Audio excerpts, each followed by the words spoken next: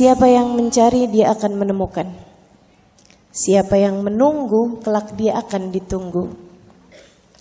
Dan jika kau tanyakan siapa orang yang mencari Nabi Muhammad paling lama dan menunggu beliau bertahun lamanya, inilah dia orangnya.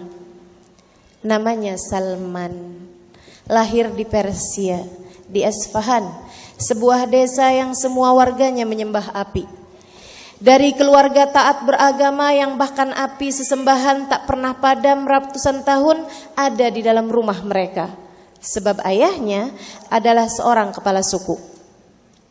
Salman tak tahu ada sesembahan lain selain api. Sampai di usia belahan tahun, sang ayah membawanya pergi berniaga ke luar negeri. Di sebuah pasar, saat Salman berjalan-jalan, dia mendengar suara indah di balik sebuah rumah.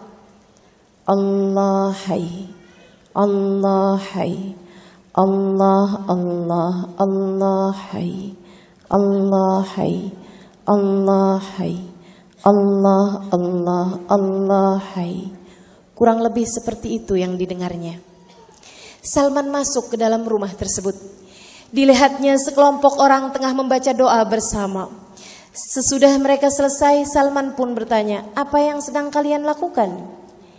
"Kami sedang berzikir dan berdoa," kata mereka. "Mana apinya?" kata Salman. Tanyanya setelah itu, setelah dia tidak mendapati ada api sesembahan di dalam tempat tersebut. Mereka semua tertawa. Kemudian seseorang di antara mereka menjelaskan bahwa Tuhan pencipta semesta adalah Allah, bukanlah api, bukan pohon, bukan pula batu. Ia adalah zat yang mata zahir kita tidak dapat melihatnya, namun mata batin kita selalu akan dapat merasakan kehadirannya. Namanya Allah. Kita tahu namanya. Sebab Allah telah mengutus seorang nabi yang menyampaikan agama, yaitu Isa putra Maryam, sang perawan. Salman masih mendengarkan keterangan yang masuk di dalam akal sehatnya. Sampai dia lihat sang ayah dengan penuh kemarahan menarik tangannya, mengeluarkan ia dari rumah tersebut. Salman tak mengerti mengapa ayahnya marah besar.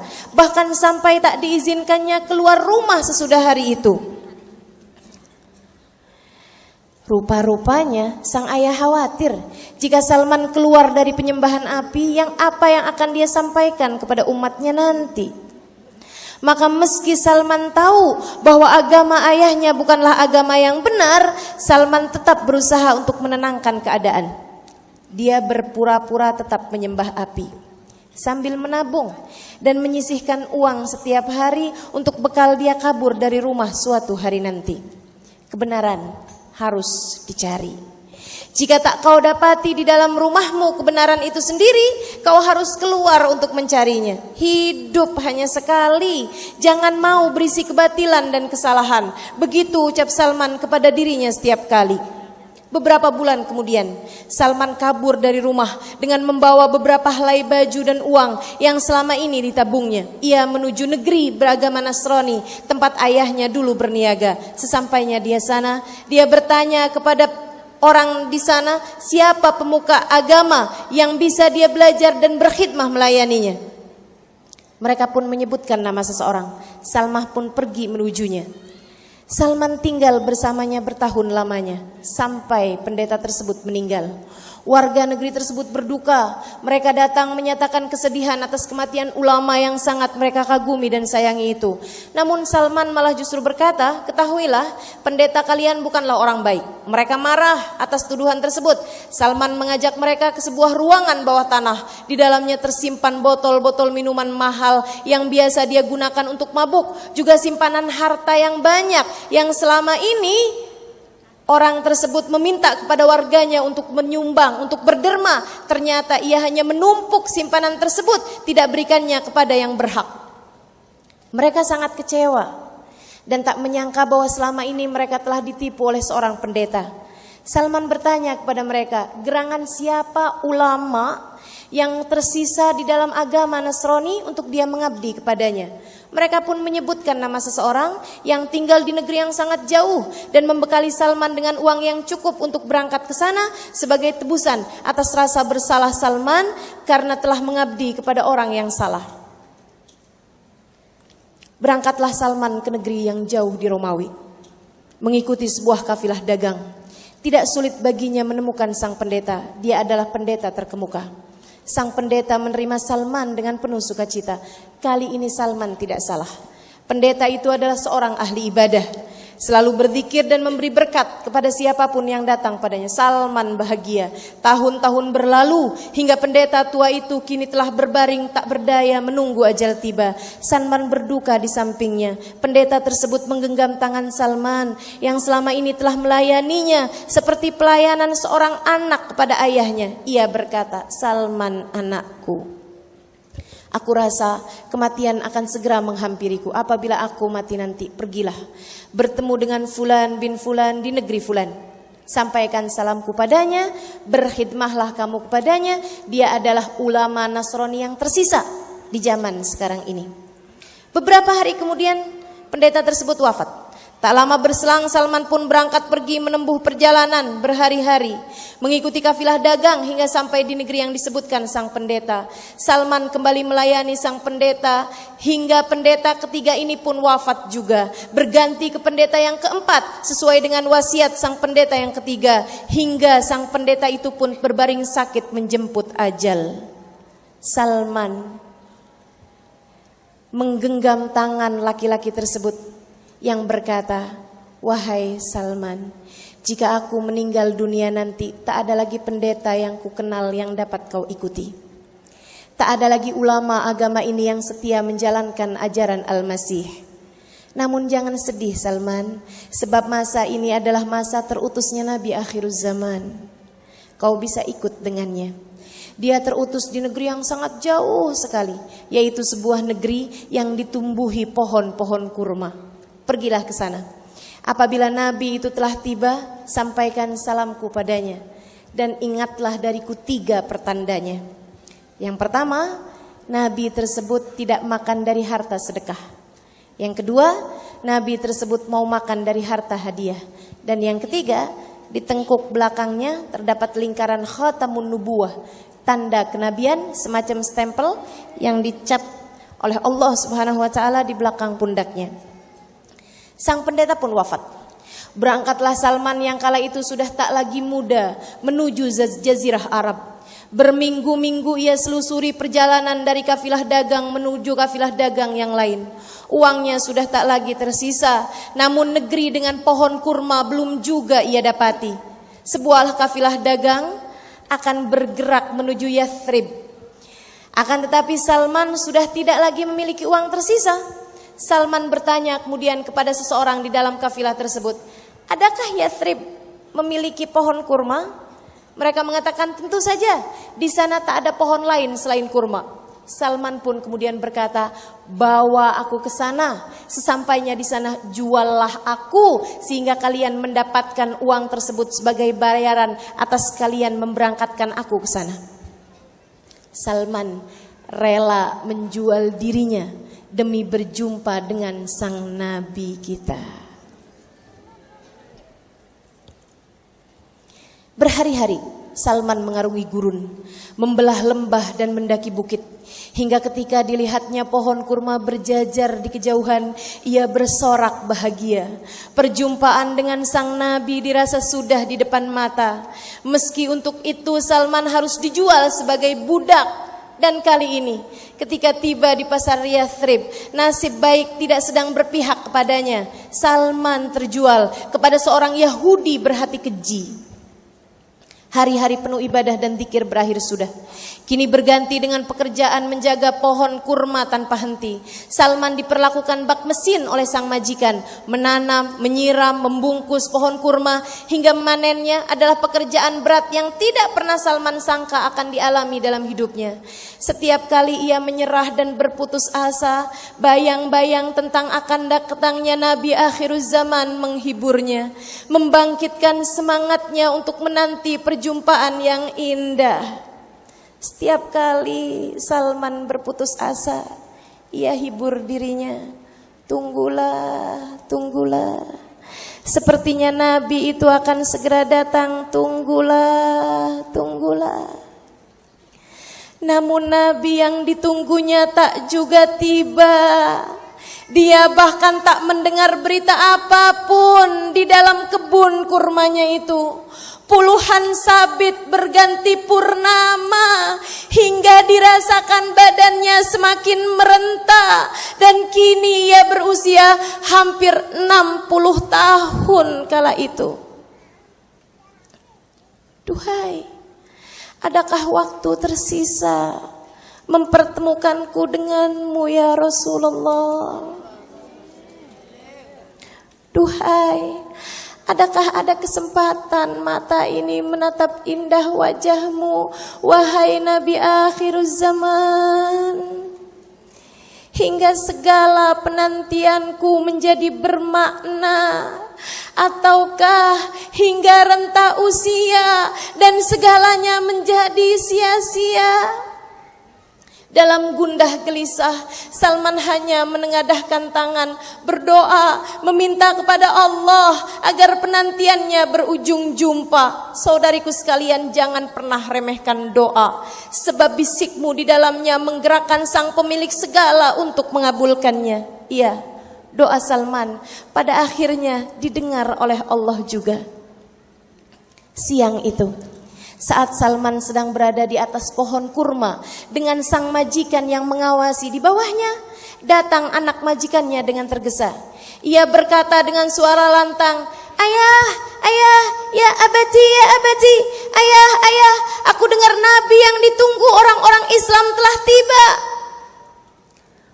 Mendengar kabar Nabi yang ditunggu orang telah tiba, Salman spontan turun dari pohon kurmanya. Ia dekati anak majikannya, kemudian dia bilang, Apa kau bilang? Nabinya telah tiba? Nabinya pada akhirnya telah tiba."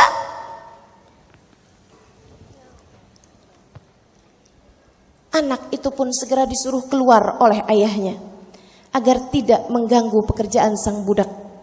Dan Salman diperintahkan untuk naik kembali ke atas pohon kurmanya. Dari atas pohon kurma, Salman mendengar suara anak sambil keluar berkata, "Ayah, aku dengar nabinya di rumah Abu Ayyub Al-Ansari." Dari atas pohon kurma, senyum Salman tak tertahankan lagi. Malam itu, ketika semua pekerjaan telah usai, Salman mandi dan berdandan. Dipakainya satu-satunya pakaian layak pakai yang ia simpan dari sejak ia datang. Salman mandi dan berdandan. Dipakainya satu-satunya pakaian layak pakai yang telah sekian lama ia simpan untuk perjumpaannya dengan Nabi akhiruz zaman. Dirapikannya jenggot dan kumisnya yang sudah tidak terurus dan kini sudah berwarna tak lagi hitam. Jantungnya sedari siang tadi berdetak kencang. Senyum di wajah Salman tak bisa hilang. Duhai, penantian ini akhirnya berjumpa ujungnya. Malam ini aku akan segera berjumpa dengannya.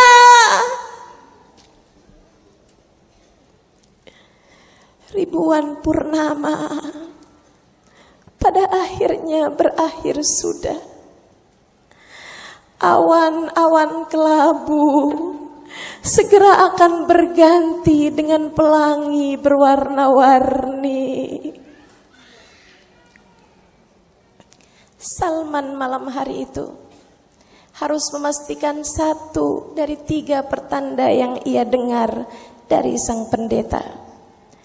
Nabi tidak makan dari harta sedekah. Kurma yang menjadi jatah makan malam Salman ia bungkus dengan rapi. Dan ketika tuannya sudah pergi tidur, ia menyelinap keluar rumah pergi ke rumah Abu Ayyub Al-Ansari. Rumah itu tidak mewah, namun cukup luas untuk menampung banyak orang. Nabi baru saja datang siang tadi. Karenanya banyak orang-orang berkunjung melepas rindu padanya. Salman menyadari bahwa dirinya kini hanyalah seorang budak sahaya. Karenanya ia merasa kecil hatinya. Ia malu berjumpa dengan Nabi Muhammad. Namun jika tidak malam ini kapan lagi? Dia pun duduk di luar menunggu sampai rumah terlihat sepi. Ketika dilihatnya sahabat sudah tersisa hitungan jari, Salman pun masuk ke ruangan. Ia duduk. Dari jarak yang cukup jauh, Salman memandang Nabi Muhammad. Diperhatikannya Nabi Muhammad dari ujung rambut ke ujung kaki. Dilihatnya wajah indah Nabi Muhammad. Dilihatnya nun alisnya, mim bibirnya, dan alif hidungnya. Duhai, keindahan macam apa yang kau karuniakan kepadanya ya Allah. Wajahnya tampan rupawan, gerak tubuhnya mempesona, dan senyumnya ya Allah, tak pernah kulihat senyuman lebih indah darinya.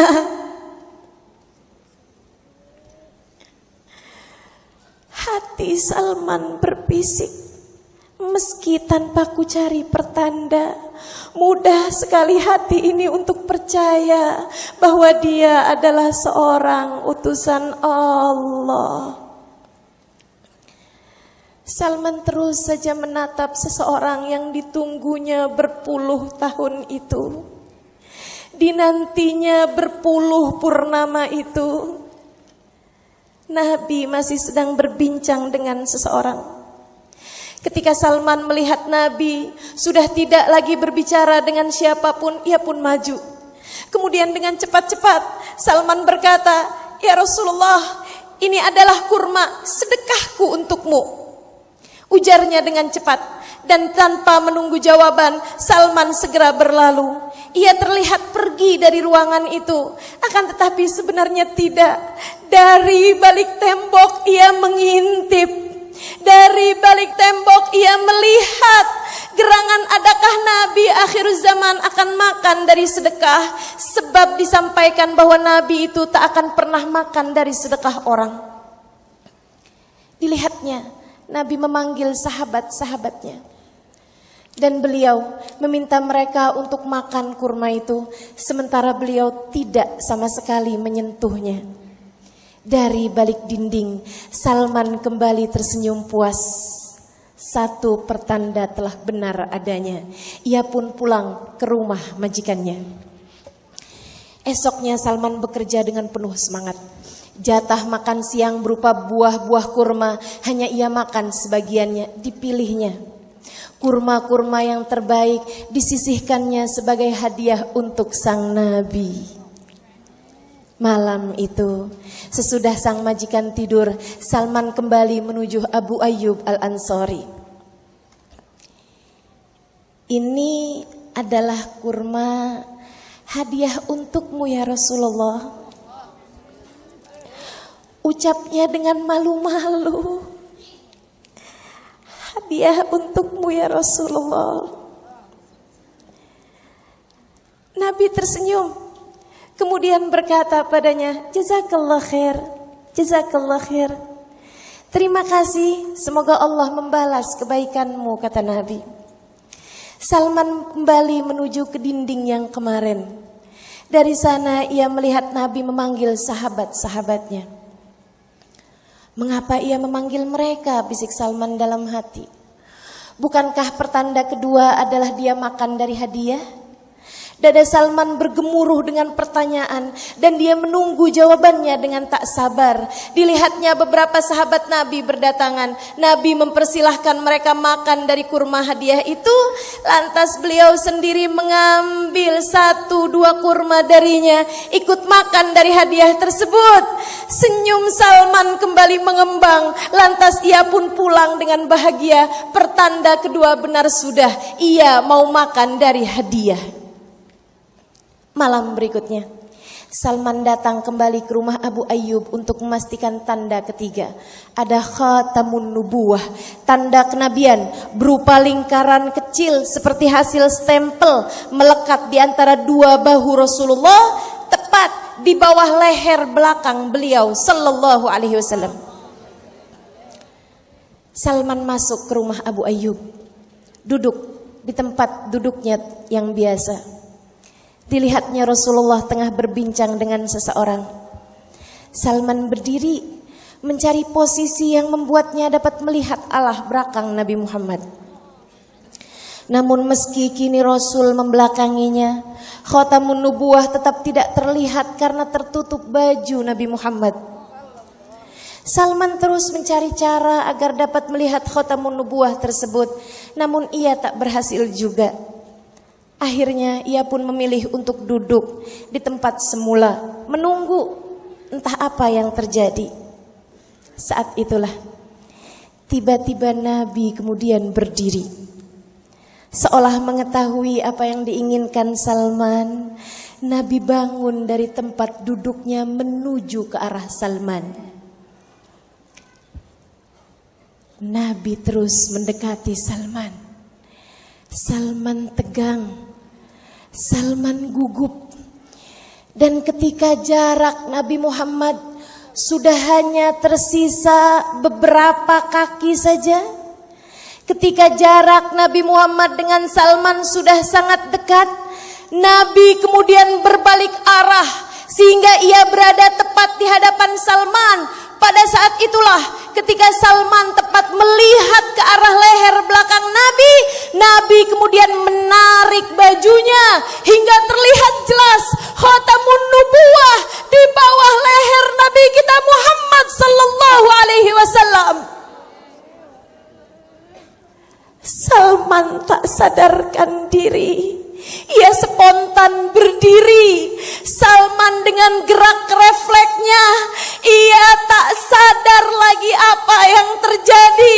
Khatamun nubuwah itu ia sudah bayangkan beribu kali banyaknya dalam benaknya. Dan ia kini telah di depan mata. Salman tak tahan hatinya. Ia berdiri menuju Nabi Muhammad. Dipeluknya Nabi dari belakang dengan begitu erat.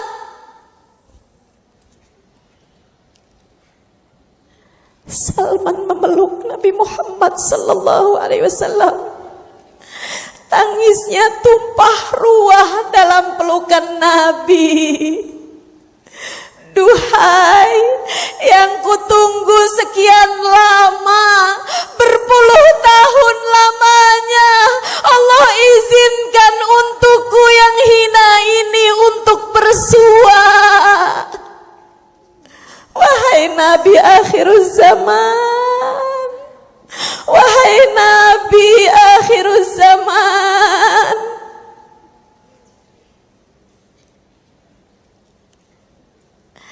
Tangis Salman tumpah ruah dalam pelukan Nabi. Seseorang yang untuknya Salman rela menjual diri dan menjadi hamba sahaya. Seseorang yang ia tunggu ratusan purnama, namun kini dalam pelukan Nabi semua lelahnya telah berganti, semua dukanya telah sirna, semua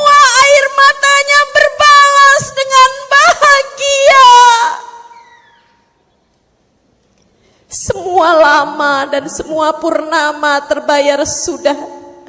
Mendapati Nabi Muhammad dalam pelukan adalah hal terindah yang Allah persembahkan bagi hidup Salman.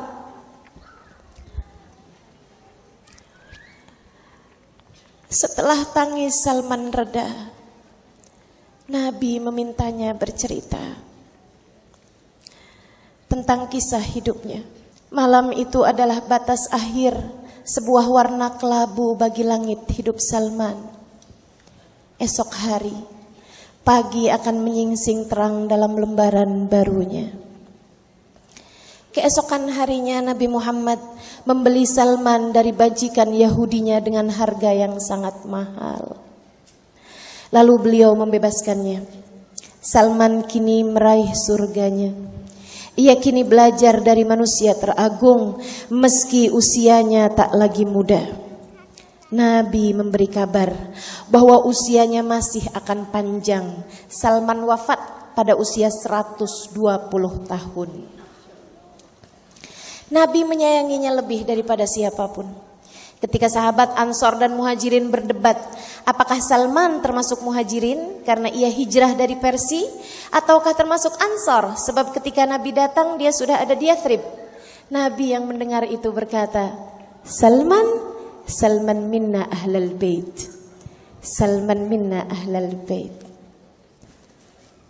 Salman minna ahlal bait. Salman minna ahlal bait. Salman termasuk dariku, kata Nabi. Ia adalah keluarga Nabi Muhammad. Adakah seseorang di antara kita yang Nabi layak berkata padanya, anti minna ahlal bait. Engkau adalah bagian dariku. Engkau adalah keluarga Nabi Muhammad. Adakah seseorang di antara kita layak untuk sebuah perjumpaan indah? Nabi tersenyum dan berkata, engkaulah yang telah mencariku sekian lama. Inilah aku, memberikan padamu syafaatku. Adakah seseorang di antara kita yang layak untuk sebuah perjumpaan indah? Nanti kelak satu hari Nabi berkata padanya, engkau yang seumur hidupmu mencari keridhaan Allah dan keridhaanku, aku ridha padamu, engkau adalah bagian dariku. Saudariku sekalian, mari berkaca, mari bercermin, mari pastikan bahwa di saat Nabi berjumpa umatnya, kita ada di dalamnya.